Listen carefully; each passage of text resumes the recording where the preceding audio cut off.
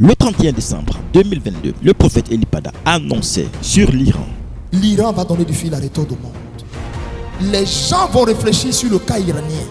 L'Iran va donner du fil à retordre au monde entier. Aussitôt dit, l'Iran se signale déjà en mars 2023. L'Iran viole les accords internationaux sur le nucléaire et dispose de tous les éléments nécessaires pour la production d'une bombe nucléaire.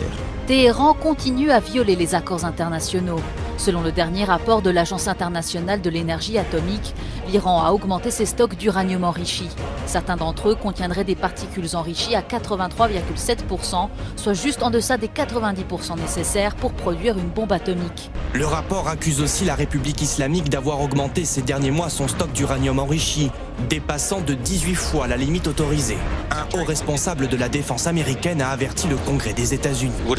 Il aurait fallu environ 12 mois à l'Iran pour produire l'équivalent d'une bombe de matière fissile. Maintenant, il faudrait environ 12 jours. De quoi agacer le chef de la diplomatie américaine. Des tensions diplomatiques dans un contexte où les négociations entre les grandes puissances occidentales et l'Iran sont au point mort. Mi-février, c'est en Chine que le président iranien s'est rendu pour rencontrer Xi Jinping. L'Iran, allié à deux grosses puissances militaires, mise aussi sur son programme balistique, avec la diffusion de vidéos de missiles longue portée. Depuis lors, nous ne cessons de voir que l'Iran ne se cache plus. Le guide suprême iranien a examiné la flotte de missiles et de drones dont l'un est dénommé Gaza. L'ayatollah Ali Khamenei s'est vu présenter le Fatah 2, une nouvelle version d'un missile hypersonique avec une portée de 1400 km. Le développement de l'arsenal militaire de l'Iran provoque les inquiétudes de nombreux pays, en particulier les États-Unis et Israël. L'Iran crache ses vérités, même aux États-Unis et au reste du monde. Les Américains sont maintenant comme des morceaux de viande entre nos dents. On peut toucher des bateaux américains dans un rayon de 2000 km. L'Iran sera dans la bouche de beaucoup de personnes. L'Iran attaque vis-à-vis Israël. Jamais en 45 ans, le conflit entre Israël et l'Iran n'avait été aussi direct, en lançant pour la première fois depuis son sol des centaines de drones et de missiles contre l'État hébreu. Téhéran a mené une offensive majeure. Il est 1h40 du matin. Le ciel israélien s'embrase. Les sirènes retentissent, appelant tous les habitants à se mettre à l'abri. Des dizaines de drones et de missiles iraniens traversent l'État hébreu. Tsahal affirme que 99% d'entre eux sont interceptés par le dôme de fer, le système de défense antimissile israélien. Au total, plus de 300 attaques de drones, de missiles de croisière capables de parcourir 2000 km ont été lancées en direction d'Israël, en très grande partie depuis l'Iran, comme on le voit sur ces images.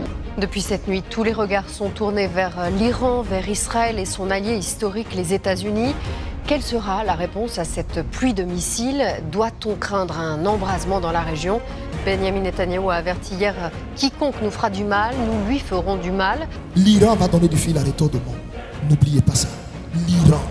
Dans le souci d'empêcher l'Iran de continuer son programme nucléaire, Israël bombarde les 12 et 13 juin 2025 des sites stratégiques utiles au programme nucléaire iranien. Mais la riposte est fatale. Plus de 200 missiles sont lâchés sur Israël. Les observateurs internationaux craignent le pire. L'Iran menace même la grande Amérique de Donald Trump. Suivons ensemble. In recent years, Iran has produced enough highly enriched uranium for 9 atom bombs. Depuis vendredi, Israël bombarde l'Iran, affirmant que le pays se rapprocherait d'un point de non-retour vers la bombe atomique. Mais alors, de quoi s'agit-il précisément ? Objectif mis en avant par Israël, empêcher l'Iran de se doter de l'arme nucléaire. Vous voyez les nombreuses traces d'impact. Dans la nuit du 12 au 13 juin 2025, peu après minuit, les premiers bombardements frappent Téhéran. Des quartiers dans l'est de la capitale iranienne sont particulièrement touchés. C'est là que résident des hauts gradés des gardiens de la Révolution, l'armée idéologique du régime iranien. Plusieurs d'entre eux ont été tués dans l'attaque, dont le commandant en chef des gardiens de la Révolution, Hossein Salami. Les frappes ont aussi tué au moins 6 experts de la filière nucléaire. Des civils, dont des enfants, sont aussi morts lors des bombardements, selon l'IRNA, l'agence de presse officielle iranienne. Israël a aussi visé des infrastructures nucléaires et militaires. L'un des principaux lieux, Natanz, à 300 km au sud de Téhéran. C'est là que se trouve la plus grande usine d'enrichissement d'uranium d'Iran. Selon Israël, l'attaque a endommagé la partie souterraine du site. Aucune victime ni contamination radioactive ou chimique n'ont été relevées selon les autorités iraniennes. En tout, Israël a touché plus de 100 cibles à travers le pays selon l'état-major israélien. Face à ces attaques, l'Iran a promis des représailles. پاسخ مشروع و قدرتمند جمهوری اسلامی ایران دشمن را از اقدام احمقانه خود پشیمان خواهد کرد. L'armée israélienne a déclaré qu'environ 100 drones avaient été lancés par l'Iran vers le territoire israélien. La nuit dernière, l'Iran a lancé la plus importante vague d'attaques militaires jamais dirigée directement contre le territoire israélien. En moins de 2 heures, plus de 200 projectiles, des missiles balistiques et des drones armés ont frappé plusieurs points stratégiques à l'intérieur d'Israël. C'est la riposte la plus meurtrière depuis le début des hostilités directes entre États. Et son ampleur est considérable. L'attaque a commencé précisément à 22h40, heure locale. Des sirènes d'alerte ont retenti à Tel Aviv, Haïfa, Ramat Gan jusqu'à Ashdod. Les radars israéliens ont enregistré le lancement de plus de 120 missiles balistiques et près de 70 drones de combat en provenance du territoire iranien et de la direction de la mer Caspienne. Tous ont été tirés presque simultanément, dans une formation coordonnée. En quelques minutes, des éclairs d'intercepteurs ont illuminé le ciel. Les systèmes de défense comme le dôme de fer, la fronde de David et Arrow 3 ont été immédiatement activés. Mais la vague d'attaque était tout simplement trop massive. Certains missiles ont échappé à l'interception et ont atteint leur cible.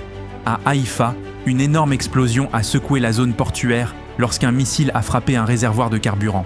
Sur la base aérienne de Ramat David, 3 points d'impact ont causé de sérieux dégâts aux hangars et aux lignes logistiques. Même à Tel Aviv, 2 missiles ont réussi à percer les défenses et ont provoqué des dégâts structurels dans des zones résidentielles. L'attaque de la nuit dernière n'était pas une simple riposte spontanée. Elle marque une nette évolution dans la stratégie militaire de l'Iran. Les conséquences de cette attaque se font sentir bien au-delà du plan militaire.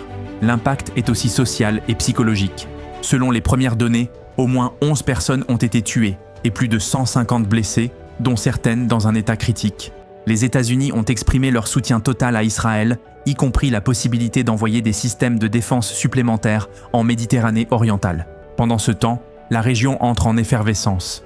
Le Hezbollah, au Liban, a placé toutes ses unités en état d'alerte maximale.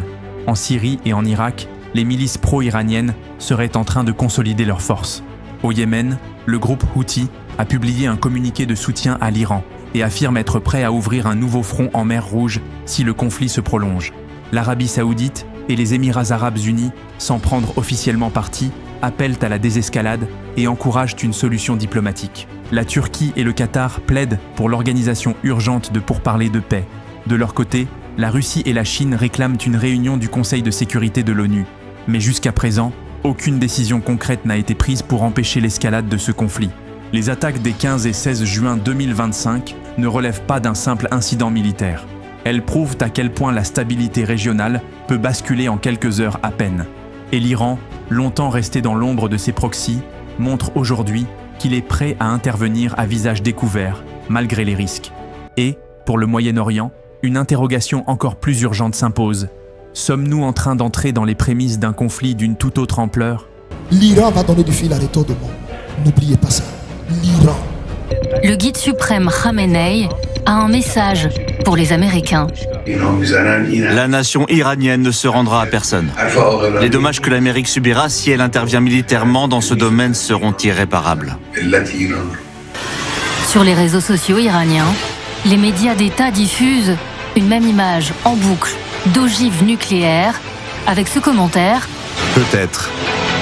L'Iran va donner du fil à retordre au monde. N'oubliez pas ça. L'Iran.